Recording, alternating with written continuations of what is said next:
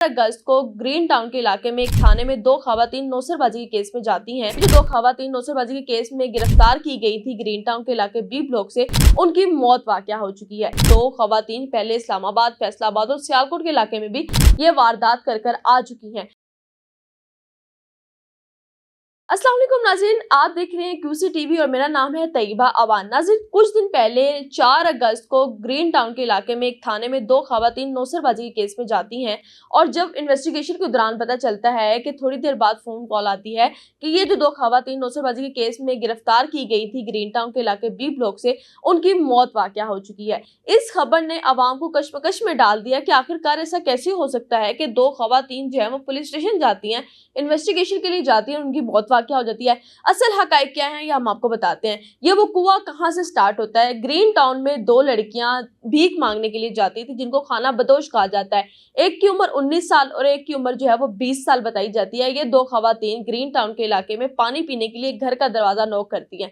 उस घर में एक खातून होती है, उसके 3 बच्चे होते हैं, तीनों ही लड़के थे। उस खातून ने कहा कि अब गिराज में बैठे मैं आपको यहाँ पर पानी पिला देती हूँ।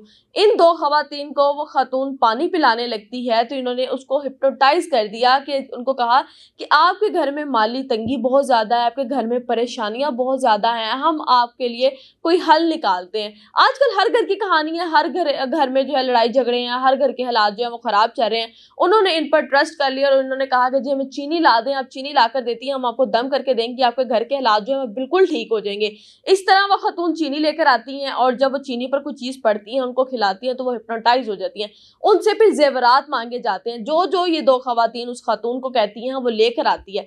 उस घर के सामने एक खिड़की लगी होती है जहां पर अक्सर आप देखते हैं कि इर्द गिर्द आमने सामने के घर की जो नजरें हैं वो एक दूसरे के घर पर पड़ रही होती हैं, चाहे छत के जरिए पड़ती हैं चाहे टेरेस के जरिए। जब सामने घर वाले देखते हैं कि एक खातून जो कि हमारी हमसाई हमारी नेबर है वो दो भीख मांगने वालियों को जेवर क्यों दे रही है, घर का सामान क्यों दे रही है, जब दरवाजा नॉक किया जाता है, जाया जाता है तो पता चलता है ये दो खवातीन पहले इस्लामाबाद, फैसलाबाद और सियालकोट के इलाके में भी ये वारदात कर आ चुकी हैं। 15 पे कॉल की जाती है, इन दोनों खवातीन को गिरफ्तार किया जाता है और पुलिस स्टेशन ले जाते हैं। वहां पर इन्वेस्टिगेशन जारी होती है, अभी इन्वेस्टिगेशन चल रही होती है तो इन्होंने कहीं मुबैना तौर पर ये इत्तला मिलती है कि ये नशे की आदी थी और जो बंदा नशे का आदी होता है, आइस वगैरह लेता है, कुछ चर्स लेता है, उसका मुंह खुश्क हो जाता है, उसको हर टाइम पानी की जरूरत होती है। इन दो खवातीन ने भी पानी मांगा होगा, लेकिन आपको पता है कि पंजाब पुलिस का रवैया किस तरह का है कि अगर तो खासकर कोई मुलजिम है या मुजरिम है उसके साथ किस तरह का सलूक किया जाता है ये आप सब बेहतर तरीके से जानते हैं। इन्होंने कहीं पानी मांगा होगा, पानी नहीं मिला और ये टेरेस पर खड़ी खड़ी पहले एक गिरती है फिर दूसरी गिरती है। इनको हॉस्पिटल लेके जाया जाता है तो वहां पर इत्तला मिलती है ये दो खवातीन काफी देर पहले की ही मर चुकी हैं।